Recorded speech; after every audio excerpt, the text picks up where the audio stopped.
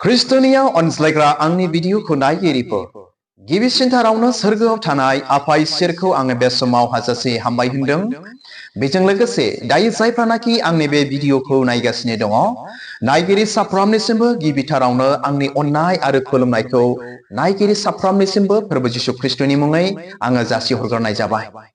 अनजाग्रा आंनि भिडिअखौ नायगिरिफोर बे भिडिअनि गेजेरजों नोंथांमोनजों मोनसे घटनानि सायावहाय नोंथांमोनजों रायज्लायनो थाखाय दिनैनि बे भिडिअखौ आङो लानानै फैबाय। बेनिखायनो आसा खालामदों नोंथांमोना आंनि बे भिडिअखौ जोबजासे नायलांगोन आरो नायखांनायनि उनाव माबा मोनसे मोनदांथिखौ मोनदांनो हागोन होननानै नायगिरि साफ्रोमनिसिमबो आङो प्रभु जिशु ख्रिस्टनि मुङै मिजिंथिहरदों। तो अनजाग्राफोर दिनै नोंथांमोनजों बे बाथ्राफोरखौनो दिनै आङो सावरायनो सानदों। जोङो बयबो नुनो मोनखाबाय ससियेल मिडियाफोरनि गेजेरजों, इउटुबफोरनि गेजेरजों, फेसबुकफोरनि गेजेरजों ना माखासे निउसफोरनि गेजेरजों बे घटनाखौ दिनै जों नुखाबाय खोनाखाबाय। तो बेनो जाहैबाय बिनायनो दुखुनांथाव अदालगुरिनि जे आम्बागाव होननाय जायगायावहाय ना जोंनि ख्रिस्टियान गिर्जाखौहाय जोंनि ख्रिस्टियान मानसिफोरनि गिर्जाखौहाय खुब दुखुनांथावै दिनै सावनानै गालांदों आरोखि। तो बे इनायनो दुखुनांथाव जादों आरो इनायनो दिनै गाज्रिबो जादों।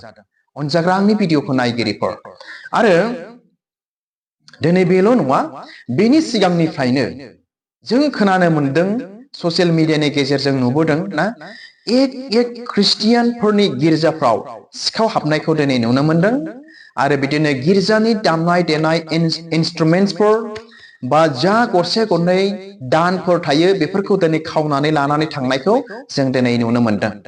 तो फैयै फैनानै दा ना बे गिर्जाखौ आरोबाव दिनै मा सावनानै गालांबावबाय। दिनै बेनिफ्राय देरसिन आरो मा घटना दंबावो ना बिराद गिदिर दिनै बे घटना जाबाय। ख्रिस्टनिया अनजाग्रा आंनि भिडिअखौ नायगिरिफोर आरो दिनै बेल' नङा, बेखौ सावखालि हरावनो आरोबाव आरोखि ना तो मोनसे बेबायदि WhatsApp ग्रुप दङ जोंहा, आसा खालामो नोंथांमोना बेखौ मिथिखागौ, बड' प्रेयार बेबायदि मोनसे ग्रुप दङ। आङो बावबाय बे WhatsAppनि बे माने ग्रुपखौहाय। बेवहाय सासे बिथाङा कमेन्ट होबावदों जे बैरखन्दनि बेप्टिस्ट मोनसे मण्डली दंना बेवहाय बेखौबो बे गिर्जाखौबो सावनो थाखाय माने नाजादोंमोन नाथाय हायाखै होननानै सासे मानसिया बा सासे बिथाङा माने बेवहाय बे ग्रुपआवहाय बे WhatsApp ग्रुपआवहाय कमेन्ट बा मेसेज होदोंमोन आरोखि, मेसेज लिरनानै हरदोंमोन। तो अनजाग्रा आंनि भिडिअखौ नायगिरिफोर दिनै बे घटना बे जाहोनफोरखौ दिनै नोजोर होयोब्ला जों दिनै बेखौसो जों दिनै मा जानो नांगौ, जोंनि गेजेराव दिनै मा जानो नांगौ, जोङो हसियार सांग्रांथिसो दिनै जानो नांगौ। बे फैदों आरोखि। ख्रिस्टनिया अनजाग्रा आंनि भिडिअखौ नायगिरिफोर इनायनो दुखुनांथाव आरो दिनै बेल' नङा, बे भिडिअनि गेजेरजों जायफ्रा दायो आंनि बे भिडिअखौ नायगासिनो दङ बेखौनो नोंथांमोनजों आं बेखौनो दिनै शेयार खालामनो सानदों। जायफ्रानाखि बे गिर्जाखौ दिनै सावनानै गालांबाय बिराद दुखुनांथावै बिथांमोना जोंनि भारत देशनि आयेननि बिराद गिदिर एगेइन्स्ट बिथांमोना दिनै खामानि मावबाय आरो बिथांमोना खारब्लाबो गनाय नङा होननानै आं सानो ना। जेखि खनायाव थाखोमाया मानो मानसिया जेबो खालामनो हायाब्लाबो जे इसोर जिशु ख्रिस्टखौ जों खुलुमदों बे इसोरानो बिथांमोनखौ हमगोन, साजा होगोन माबा मोनसेनि दुवारै आरोखि ना। बेखौ दिनै जोङो मिथिनो मोनो।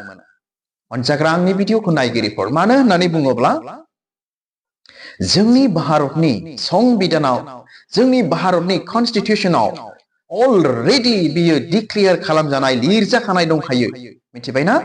जे जोंनि भारत देशआव जेखि धोरोमनि मानसि जाया मानो गावबागाव धोरोमखौ मोजाङै खुलुमलांनो, मोजाङै खिन्थालांनो, फोसावलांनो दिनै हागोन होननानै जोंहा दिनै बेबायदि राइट्स मोनथाय दङ साफ्रोम मोनफ्रोम धोरोमनि मानसिफ्रा। अनजाग्रा आंनि भिडिअखौ नायगिरिफोर नोंथांमोना सार्च खालामनानै नायबानो मोनगोन जे जोंनि भारतनि संबिधानाव मा लिरनाय दङ धोरोमनि फारसे। आर्टिकेल 25 निफ्राय 28 सिम बेखौ फरायोब्ला जों दिनै बेखौ मोननो हायो जोंनि भारतनि संबिधानाव मा दङ। तो अनजाग्रा आंनि भिडिअखौ नायगिरिफोर बेनिखायनो आङो बेखौनो सानदों बा मिजिंथिहरदों, जाय बिथांमोना बे गिर्जाफोरखौ सावनानै गालांबाय बा जाय बिथांमोना बे गिर्जाखौ सावनो थाखाय बिथोन होदों, थुलुंगा होदों ना, बिथांमोना माब्लाबाबो गनाय नङा बिथांमोना जेलाव थांथारनो नांगोन आरो बिथांमोना खारब्लाबो गनाय नङा होननानै आं बेखौनो सानो आरोखि। अनजाग्रा आंनि भिडिअखौ नायगिरिफोर, मानो होननानै बुङोब्ला जिखि धोरोमनि मन्दिर, मस्जिद बा गिर्जा बा जिखुनु जा खुलुमग्रा न'आ जाया मानो, बेखौ जुदि नोंथाङा आद्रि खालामहैदोंबा, नस्थ' खालामहैदोंब्ला नोंथाङा आयेननि बेरेखा जाखाबाय, मावखाबाय आरो मा जाबाय, खारब्लाबो गनाय नङा। अनजाग्रा आंनि भिडिअखौ नायगिरिफोर, दिनै जोङो बेखौ मिथिनो हायो आरो नुनो हायो। अनजाग्रा आंनि भिडिअखौ नायगिरिफोर, थ' बे भिडिअनि गेजेरजों आरोबाव आङो बेखौनो दिनै रिकुवेस्ट खालामनो सानबावदों, जेसेबांनाखि आंनि साबस्क्राइबार्स बा भिउवार्सफोर दङ, ख्रिस्टियान बिदा फंबाय, बिमा बिफाफोर जेसेबांनाखि दङ आरोखि ना, फै जों इसोरनाव आर'ज खालामनि, जाय बिथांमोना बे गिर्जाखौ दिनै आद्रि खालामनानै गालांदों, जों बिथांमोननि थाखाय इसोरनाव गथायनि, इसोरा अनोब्ला बिथांमोनखौ खेमा होथों, आरो जुदि इसोरा अनाब्ला बिथांमोना थैनो नांगोन, गनाय नङा। मानो होननानै बुङोब्ला जों ख्रिस्टियानफोरनि आर'जआ ओरैबायदि गिदिर, जों दिनै एक्सपिरियेन्स दङ बेनि सायावहाय, जोंहा दिनै मोनदांथि दङ आरो मेगनजोंबो दिनै आइ उइटनेस दिनै जोंहा दङ। अनजाग्रा आंनि भिडिअखौ नायगिरिफोर, बेनिखायनो फै जों इसोरनाव आर'ज खालामदिनि आरो जोङो सांग्रां, जों सिरि मोनदिनि। अनजाग्रा आंनि भिडिअखौ नायगिरिफोर, आरो गाव गावखौबो इसोरनाव जोङो मोजाङै लाखिनो जोङो नाजादिनि। थ' अनजाग्रा आंनि भिडिअखौ नायगिरिफोर, आं नोंथांमोननो जे भिडिअखौ दिनै खोन्थागासिनो दङ, नोंथांमोना आसा खालामो बे भिडिअ फुटेजखौबो नोंथांमोना गाहामथारैनो नुबाय, मिथिबाय। थ' अब्ला बे समाव अनजाग्रा आंनि भिडिअखौ नायगिरिफोर, बे उदालगुरिनि आम्बागावनि घटनाखौ लानानैनो नोंथांमोनजों मोननैसो गोथार बाइबेलनिफ्राय मोननैसो बाइबेल सिरिफोर दिनै आङो लानानै फैदों नोंथांमोनजों शेयार खालामनो थाखाय। नोंथांमोना नायबानो बा खोनासंलांबाय थाबानो जाबाय। थ' बेखौ मोननो हागोन गाहाम खौरां माथाइनि 10 बालाबनि 28 सिरि। बेयाव लिरदों, जायहा मोदोमखौल' संहार खालामनो हागोन नाथाय जिउखौ नङा, बेखौ नोंसोरो दागि। जोंनि ख्रिस्टियानफोरनि बाइबेलाव बेबायदि लिरनाय दङ, जायहा खालि बे मोदोमखौल' सिथारनो हायो, संहार खालामनो हायो, बेबायदि मानसिफोरखौ जिबनावबो दागि होननानै बुंदों। मानो होननानै बुङोब्ला जों सानसेब्लाबो थैखागोनखा, बोरायनानैबो थैगोन माब्लाबा समाव, एक्सिडेन्ट जानानैबो थैगोन माब्लाबा, बेमार आजारजोंबो जोङो थैनो हागौ, थैखागोन गखाया। बेनिखायनो बाइबेलाव बुंदों, जायहा मोदोमखौल' संहार खालामनो हागोन नाथाय जिउखौ नङा, बेखौ नोंसोरो दागि होननानै बुंदों। नाथाय जायहा मोदोम आरो जिउ बे मोननैखौबो संहार खालामनो आरो नोरोगाव गारहरनो हागौ, बे इसोरखौ नोंसोरो गि होननानै बुंदों। अनजाग्रा आंनि भिडिअखौ नायगिरिफोर, जोंनि ख्रिस्टियानफोरनि गिर्जा न'खौ सावनानै गालांबालाय मा जानो? जों ख्रिस्टियानफ्रा माब्लाबाबो जानला मोनला गिग्राबो नंखाया आरो गिनायबो नङा। आरो बाइबेला दिनै बेखौनो फोरोंदों, मा? जायहा मोदोमखौल' संहार खालामनो हायो, जिबनाव बिदिखौ दागि, नाथाय जायहा जिउखौबो, आत्माखौबो, मोदोमखौबो संहार खालामनानै नोरोगाव गारहरनो हायो, बे इसोरखौसो गिनो थिनदों। अनजाग्रा आंनि भिडिअखौ नायगिरिफोर, आरो मोनसे बाइबेल सिरि मा होनो आङो फरायनानै खोनासंहोबावनि नोंथांमोननो। बेखौ मोननो हागोन कलसियारि 3 बालाबनि 25 सिरि।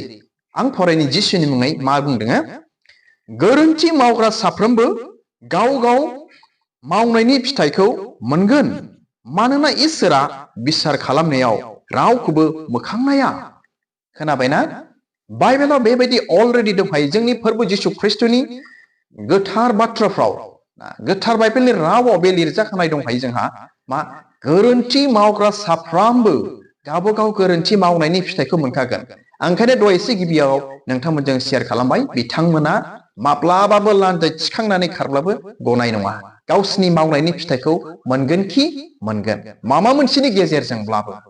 आरो मा होननानै बुंबावनो जोबनायाव, मानोना इसोरा बिसार खालामनायाव रावखौबो मोखां नाया, जे इसोरखौ दिनै जों खुलुमदों। अनजाग्रा आंनि भिडिअखौ नायगिरिफोर, आसा खालामो नोंथांमोना बे भिडिअखौ नायनानै सोरबा बे भिडिअ फुटेजखौ नायनानै सोरबा दुखुबो मोनदों, मानोना गोबाङानो दिनै नुखाबाय, ससियेल मिडियायावबो दिनै भाइराल जाखाबाय। आङो रावनिबो दिनै मा होनो बा रावनिबो बा जिखुनु जा धोरोमनिबो दिनै आङो एगेन्स्ट नङा, बेरेखा नङा, नाथाय खुब दुखु मोनदों आरोखि बे घटनानि सायाव आरो बे गिर्जा न'खौ दिनै सावनानै गालांनायाव।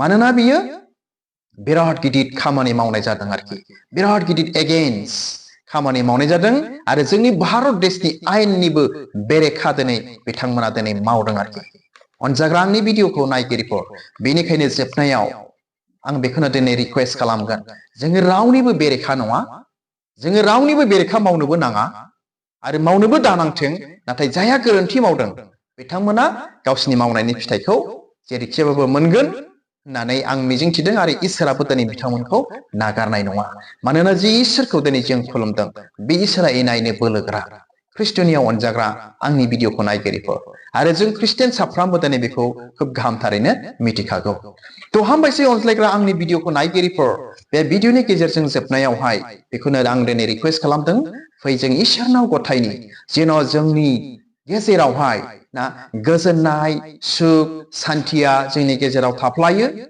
आरो जोंनि ख्रिस्टियानफोरनि सायाव बिदिनो गाज्रि साननायफोर दंबावोब्ला इसोरा गावनो बिथांमोनखौहाय हेफाजाब खालामथोंसै आरोखि ना सहाय खालामथों मदद खालामथों बिथांमोननि साननाय हनाया नलेजआ खम जादोंब्ला गियानफ्रा खम जादोंब्ला बिथांमोननो इसोरा गियान होथों मोजां साननो हनो होथों ना मा होनो बेखौनो दिनै जों इसोरनाव आरज खालामनि जोंनि जातिफोरनि गेजेराव जोंनि बर' जातिनि सायाव बा जोंनि मोनफ्रोमबो जातिनि सायाव बा जोंनि जायगाफ्राव जोंनि बिटिआरआव जोंनि आसामाव गोजोन सान्थिया अरायबो थाफ्लायथों आरो इसोरा जों बयखौबो हेफाजाब खालामथों बेखौनो दिनै आंनि भिडिअखौ नायग्रा साफ्रोमनिसिमबो फोरबो जिशु ख्रिस्टनि मुङै आङो मिजिंथि हरबाय थ' हामबायसै ख्रिस्टनियाव अनज्लायग्रा आंनि भिडिअखौ नायगिरिफोर इसोरा नोंथांमोन साफ्रोमखौ बोर होथों आरो नेफ्लायथों होननानै मिजिंथिनानै दिनैनि गुसुं भिडिअखौ बावनो दोनबाय गोजोन्थों खुलुमबाय